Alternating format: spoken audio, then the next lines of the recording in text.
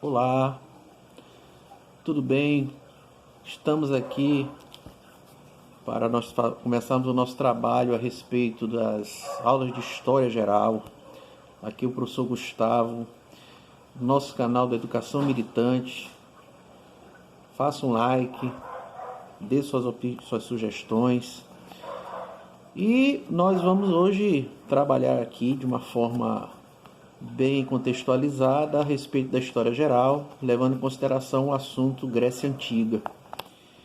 Importante destacar para vocês, nossos alunos, que esse assunto é um assunto que praticamente todos os anos ele é cobrado, tanto no Enem quanto na UEMA, porque a civilização grega na antiguidade foi uma civilização que deixou um legado cultural muito vasto, muito importante para a formação da cultura do Ocidente, do qual nós fazemos parte. E nós vamos fazer uma abordagem hoje aqui, da Grécia Antiga referente ao período arcaico e ao período clássico.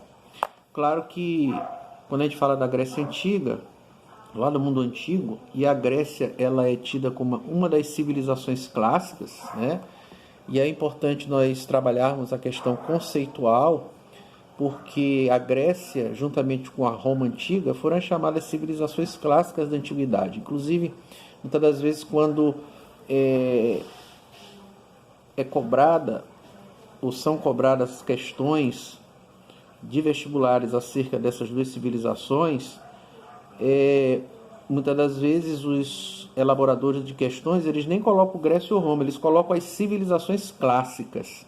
E esse termo civilizações clássicas tem a ver justamente com o legado cultural que gregos e romanos, na antiguidade, deixaram a partir dos valores, instituições, e que foram absorvidos pela cultura, pelo Ocidente ao longo do tempo.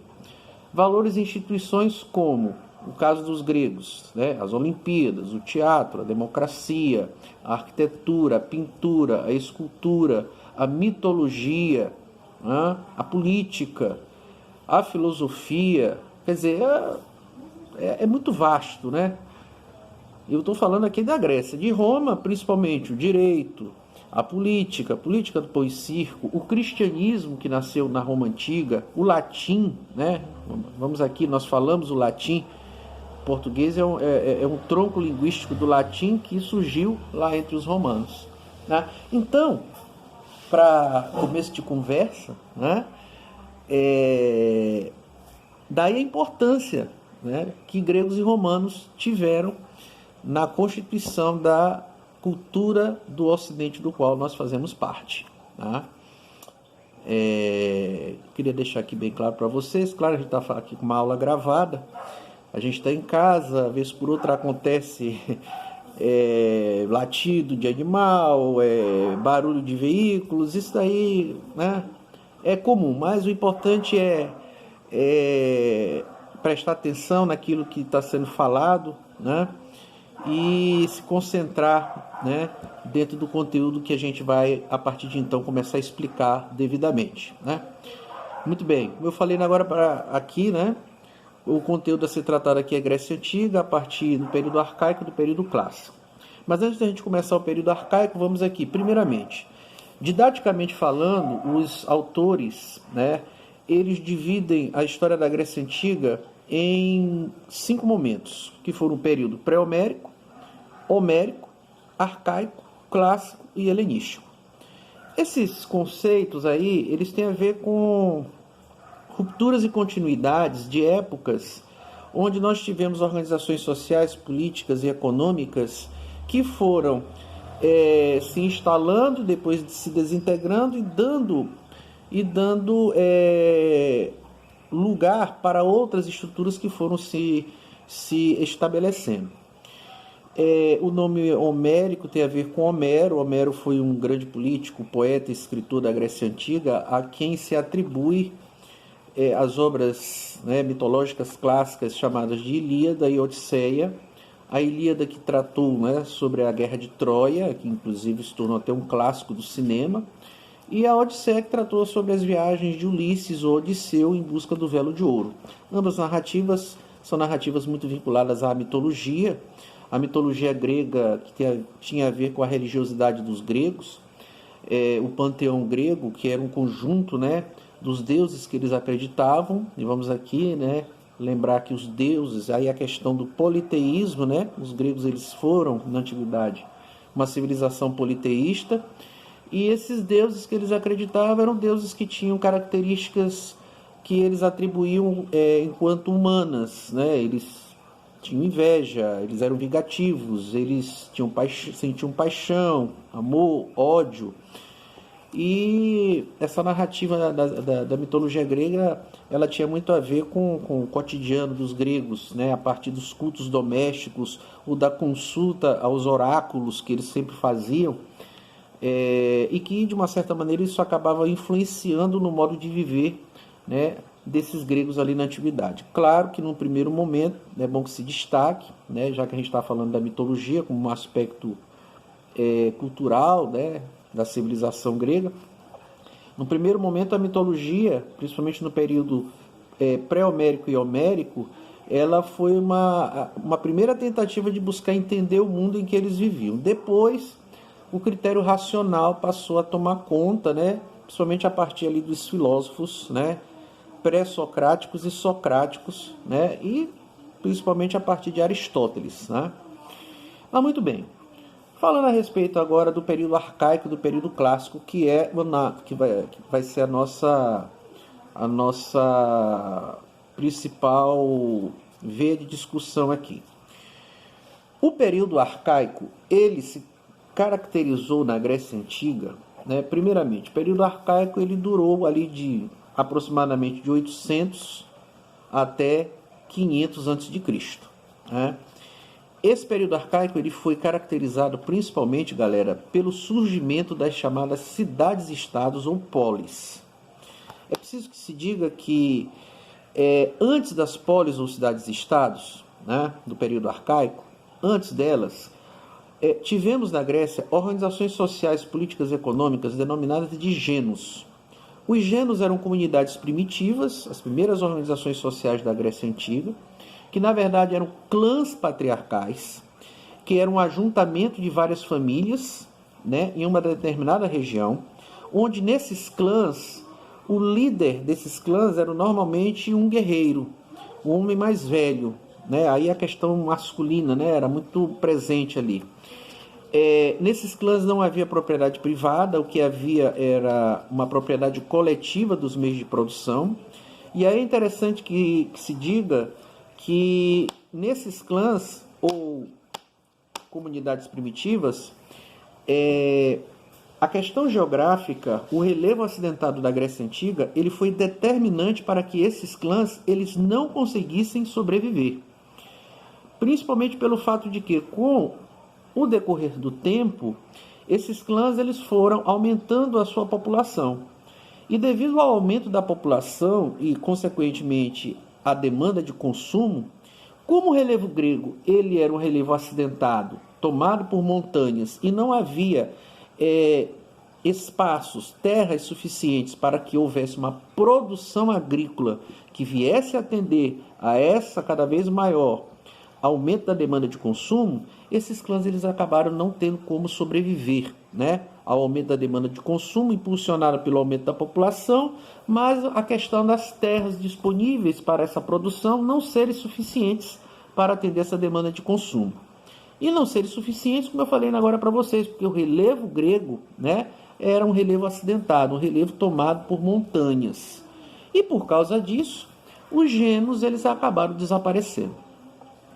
E o desaparecimento dos gênos vieram provocar, depois de algum tempo, o surgimento das polis ou cidades-estados. E quando surgem as polis ou cidades-estados, eis que nós tivemos ali o início do chamado período arcaico, né? O período arcaico ele foi justamente caracterizado pelo surgimento das polis ou cidades-estados na Grécia Antiga. Quando a gente fala das polis ou cidades-estados, é interessante que se diga que esse nome, esse termo, cidades-estados, na Grécia Antiga, é porque essas cidades, elas tinham uma organização política própria. E toda vez que eu vou falar sobre isso, eu gosto de estabelecer uma análise comparativa entre Grécia e Roma, né? Onde, por exemplo, na Roma Antiga, o poder foi centralizado na Península Itálica, onde de Roma emanavam todas as decisões de ordem política, social, econômica e militar. Ao passo que na Grécia, que é o nosso objeto de estudo aqui no momento, nós tivemos um poder descentralizado a partir das cidades-estados, porque cada cidade tinha sua própria organização política, administrativa, né, econômica, militar, né? Essa autonomia política, ela foi muito importante nesse aspecto. E aí a gente é sempre bom a gente estar mencionando aqui a respeito das duas maiores polis ou cidades-estados gregas da antiguidade, que no caso foram Atenas e Esparta. Onde Atenas e Esparta, ao longo do tempo, lá no mundo grego, na antiguidade, tiveram configurações políticas próprias. Como, por exemplo, Atenas, a principal organização política de Atenas foi a democracia. Em Esparta nós tivemos a diarquia, governo de 2 reis, e também a oligarquia, um governo de poucos, né, que era a oligarquia dominante, né, aqueles principalmente vinculados ao militarismo espartano. Essas duas cidades-estados, elas se tornaram ao longo do tempo, né, as duas principais polis lá da Grécia Antiga, e elas surgiram ali, né, no período arcaico. Vamos lembrar que essas cidades, elas foram fundadas por 2 dos principais povos que se instalaram na Grécia Antiga ainda lá no período homérico, que foram os jônios e os dórios. Os jônios se instalaram na Península da Ática e ali, depois de se instalarem na Península da Ática, fundaram Atenas. E os dórios na Península do Peloponeso, onde eles vieram fundar Esparta, né? Muito bem. Com o surgimento das polis ou cidades-estados, tivemos, né, o fim da propriedade coletiva dos meios de produção, que era algo inerente ali, né, dos gênos. E quando os gênos desaparecem, surgem as polis, né, e com as polis surge a propriedade privada. A propriedade privada veio substituir a propriedade coletiva, né? E a partir do surgimento da propriedade privada, com as polis ou cidades-estados, eis que passamos a ter na Grécia um aumento da exclusão social, porque a elite agrária, os grandes proprietários de terras, eles passaram a cobrar impostos, eles passaram a comercializar os produtos, né, que eram produzidos nas suas terras.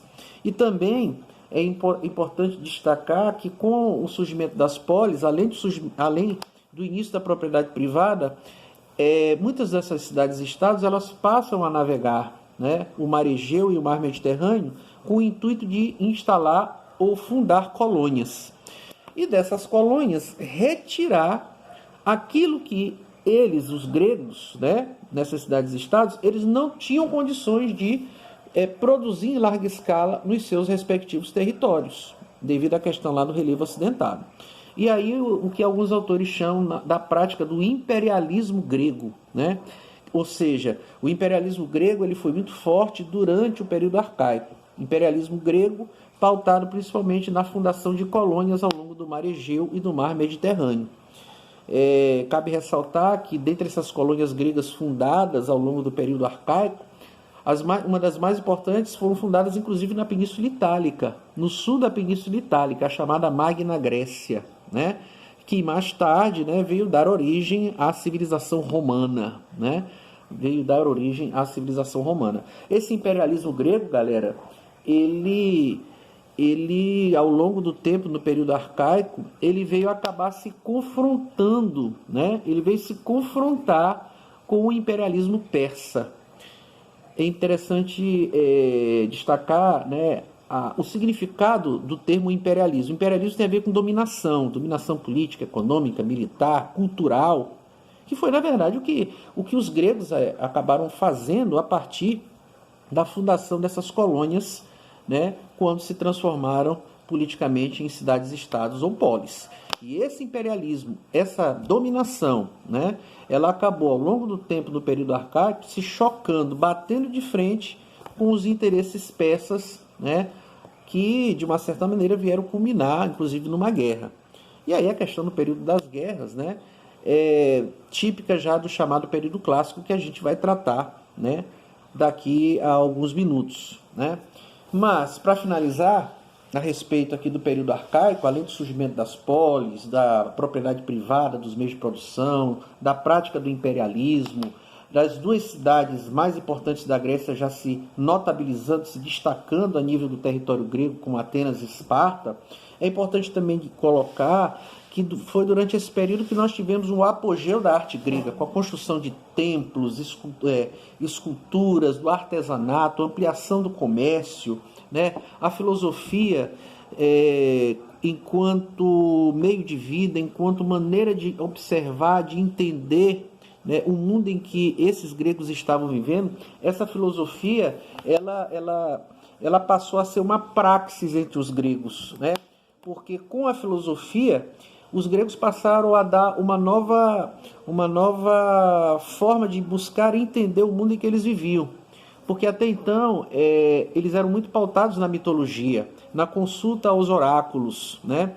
E com a filosofia, eis que a razão ela passou a substituir gradativamente, né, a mitologia ou a religião no que tange a buscar entender os acontecimentos, né, os fenômenos da natureza, os acontecimentos, as relações pessoais. Então, a filosofia, ali nesse sentido, né, e dentro ali do período arcaico, essa filosofia praticada nas polis ou cidades-estados gregas foram muito importantes para, né, um ressignificado, né, em que os gregos buscaram entender o mundo em que eles viviam, né?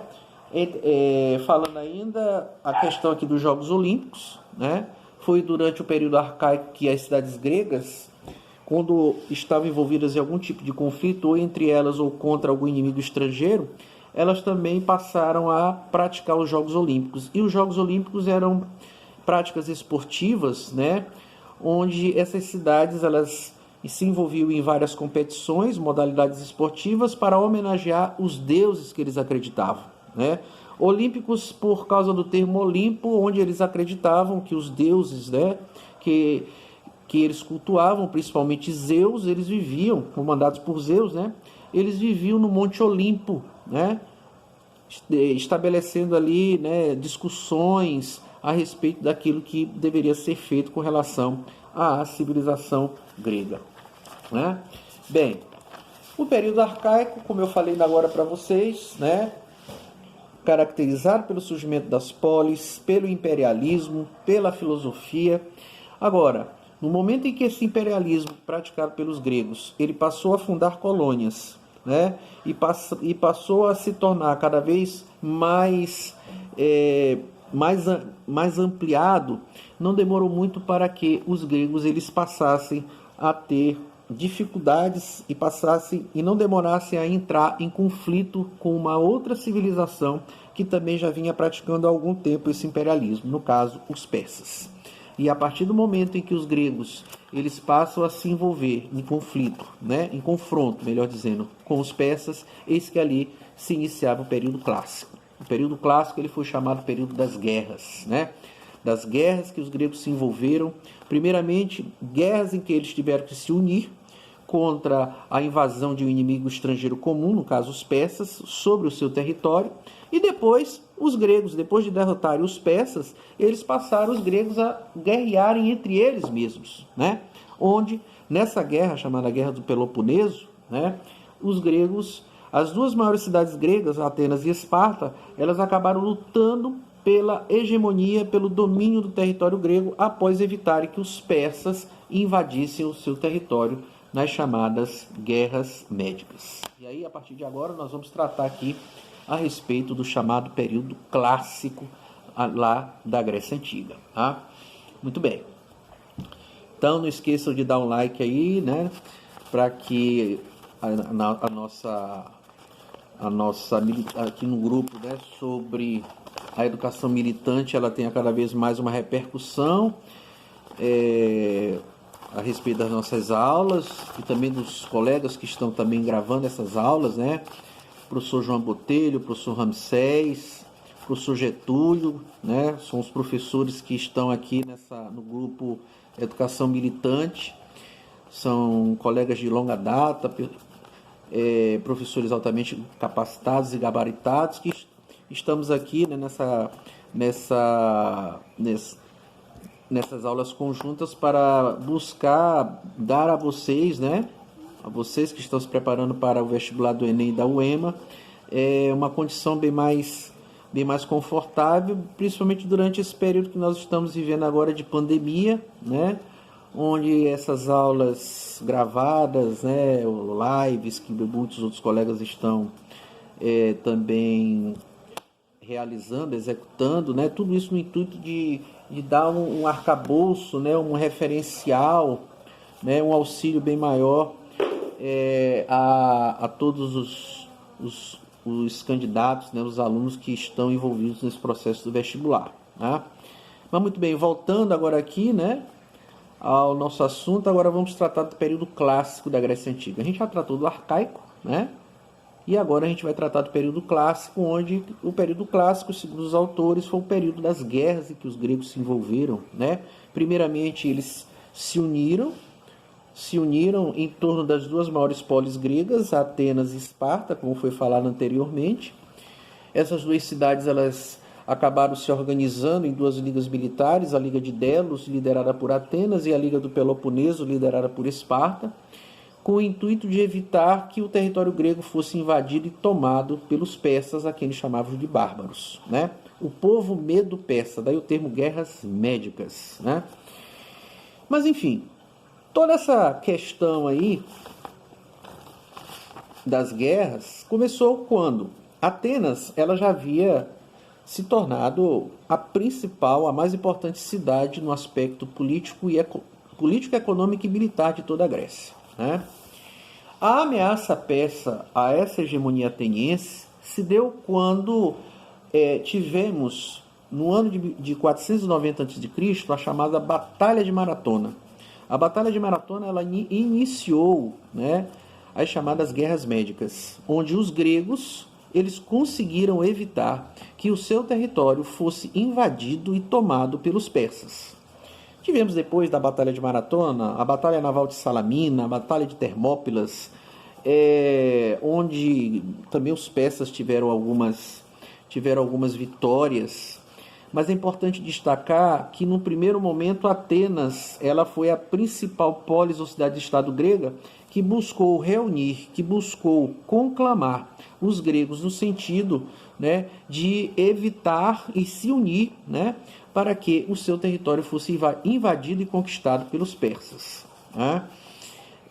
Claro, Esparta, a outra grande cidade-estado grega, ela se viu por obrigação também de se juntar a Atenas, apesar das suas diferenças. E aí é bom destacar, né, que essas diferenças entre Atenas e Esparta, elas, depois dessas guerras médicas, elas acabaram vindo à tona e fazendo com que ambas cidades, né, Atenas e Esparta, se envolvessem num conflito, que foi a chamada Guerra do Peloponeso.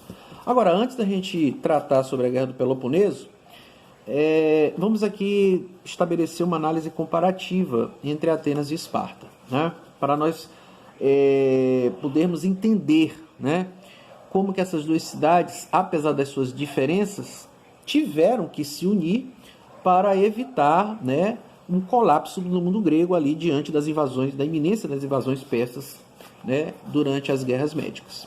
Atenas, cidade berço da democracia. E quando a gente fala da democracia, é importante destacar que essa democracia praticada no mundo grego, especialmente em Atenas, quando se fala em democracia na Grécia Antiga, a gente tem que sempre relacionar. Só houve democracia em Atenas. Em nenhuma outra cidade do mundo grego, na Antiguidade, houve esse tipo de modelo político, né? A democracia ela foi uma invenção de Clístenes. Clístenes ele era um político ateniense O termo democracia significava governo do povo e para o povo. Agora é importante ressaltar que esse povo não era todas as pessoas, né? A democracia grega, e especialmente de Atenas, era uma democracia excludente. Não tinham direitos mulheres, estrangeiros, escravos.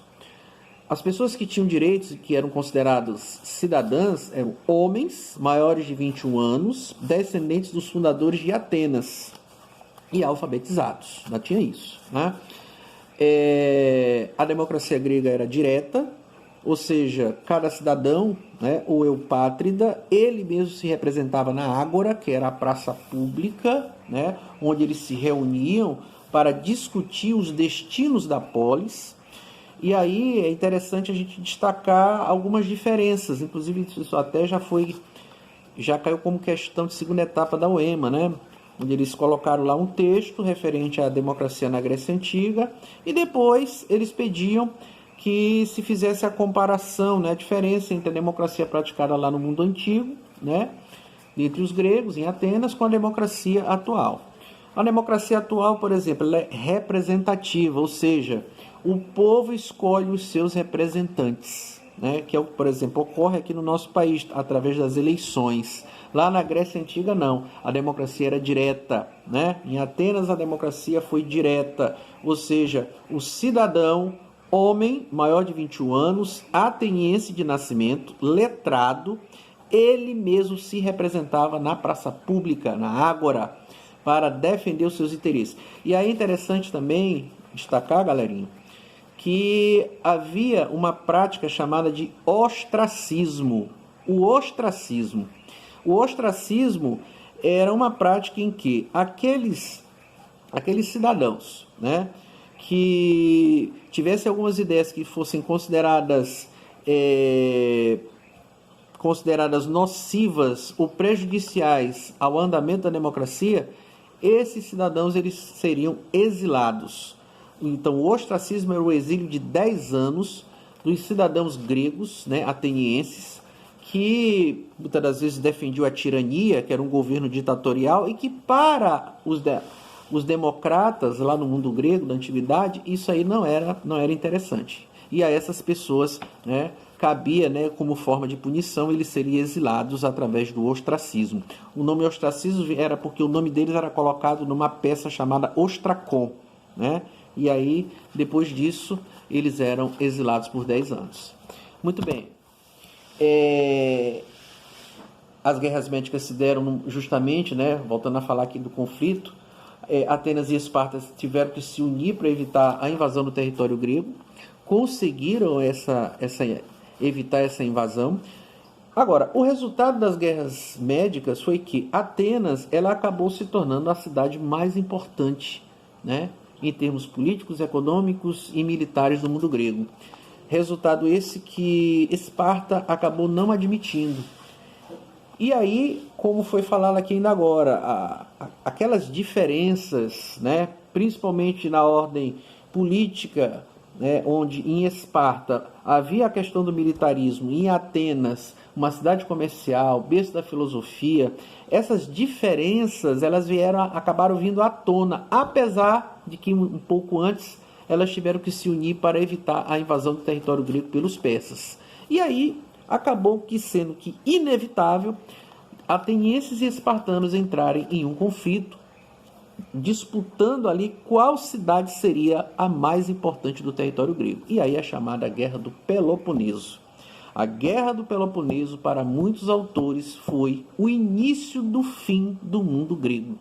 Porque a partir da Guerra do Peloponeso, as duas maiores cidades-estados ou polis gregas, Atenas e Esparta, através das suas ligas militares, elas entraram em rota de colisão para disputar qual seria a principal, né, a cidade mais importante da Grécia após eles evitarem a invasão do seu território por um inimigo estrangeiro, no caso, os persas. O resultado foi a vitória dos espartanos.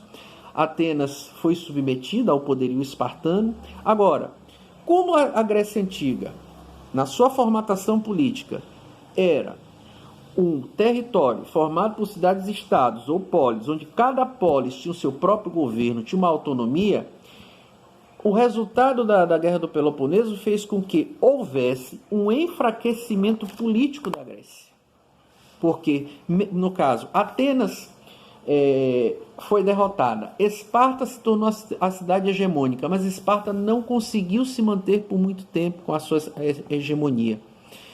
Depois de Esparta assumiu Tebas, depois Corinto, depois Tessalônica.